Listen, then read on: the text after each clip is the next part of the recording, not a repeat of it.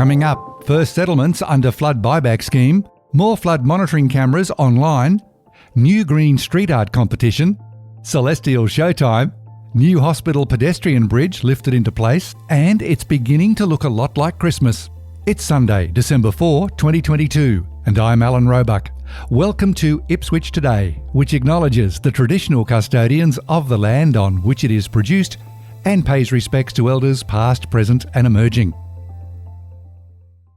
This podcast is supported by Kinetics, people-powered web hosting trusted by Australian businesses since 1999. Doyle Street in Silkstone has been upgraded as part of Ipswich City Council's citywide curb and channel rehabilitation program. The work began in July. The first flood-impacted Ipswich houses have been settled through the jointly funded Commonwealth and State Government $741 million Resilient Homes Fund, the largest program of its kind ever to be delivered in Queensland. The first 4 houses in Goodna settled on November 14 and are now owned by Ipswich City Council, which is working with the Queensland and Australian governments to administer the fund at a local level. Assessments for hundreds of flood-affected properties are ongoing. And while on floods, 11 new cameras which overlook the most flood-prone areas in Ipswich are now live online to give you access to view rising floodwaters.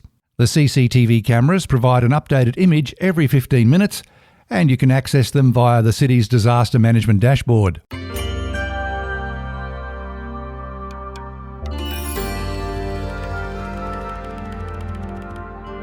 Santa begins his tour of Ipswich in a rural fire truck on the weekends of December 9 and 10 and 16 and 17. Mount Forbes Rural Fire Service Christmas-themed truck will visit more than 30 Ipswich suburbs.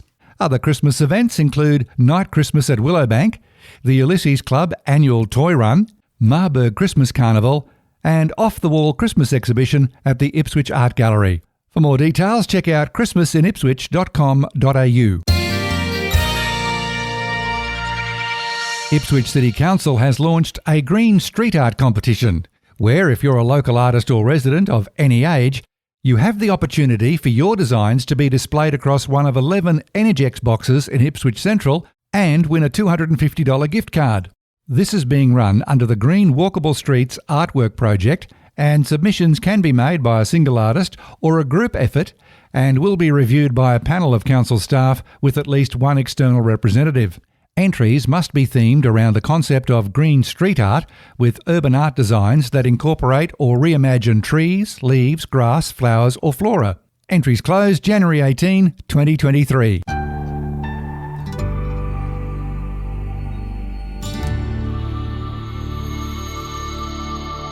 University of Southern Queensland astrophysicist Professor Jonti Horner will be gazing into the night sky for the best of the annual meteor showers, the Geminids, between December 4 and 17.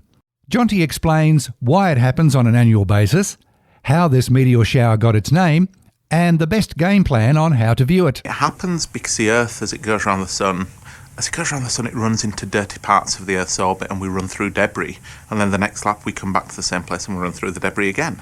It's like if you're driving around a roundabout and there's a bit of dirt across the road, you'd cross it every time you go around. So that's what's happening here.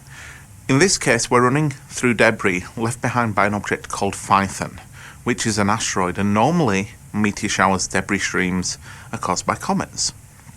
But the oddity with Phaethon is it moves on a really elongated orbit around the Sun, which brings it very close to the Sun, then takes it very far away.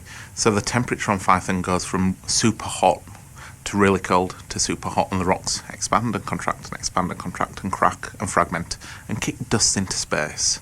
So this thing behaves like a comet, even though it's a rock.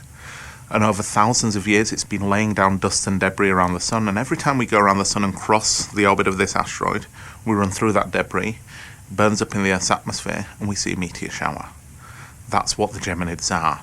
The reason they're called the Geminids is that if you see one in any part of the night sky and trace it back across the sky, it'll point back to the constellation Gemini. That's simply because all the dust is moving in the same direction around the Sun, so it's hitting us coming from the same direction, but it appears to diverge because of perspective. And for us in southeast Queensland, it'll rise at about 9:10 on the night of Geminid maximum. Every night earlier than that, it rises 4 minutes later. every night after that 4 minutes earlier. So on the 15th, it'll be 9:06. On the 16th, it'll be 9:02, and so on. So you get the time. From then on, the later in the night you look, the higher that point will be in the sky, the more meteors you'll see. So in a normal year, I'd be telling you to look between midnight and 4 a.m. for the very best show, because that point is highest at 2 a.m. This year, though, the moon is a pain. The moon rises on the 14th on the night of maximum at about 11:30 p.m. And when the moon's up, there's more light in the sky, and the fainter meteors are just not visible. So you see fewer ones. You still see the best ones, but the fainter ones are washed out. It's a bit like going to a festival but skipping the warm-up act. You only see the star headliners, is essentially what's happening. What that means is that for the next couple of weeks, we have this meteor shower active, and for most of that time, you'll only see maybe a couple of meteors per hour if you're looking and you sit there for ages watching. On the 14th, which is a peak, you could see up to 30 or 40 or even 50 per hour if you're really, really lucky and you're in a really dark site and you let your eyes adjust to the darkness and you're looking around the time that the moon rises. Earlier on you see fewer because the point they're coming from is lower in the sky.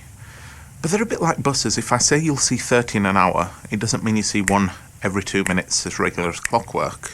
Rather, it means that you might wait 10 minutes and then 3 come along at once. They're like buses. They're random. Follow Jonti Horner's tips and you'll be in for a celestial treat. The peak viewing night is December 14.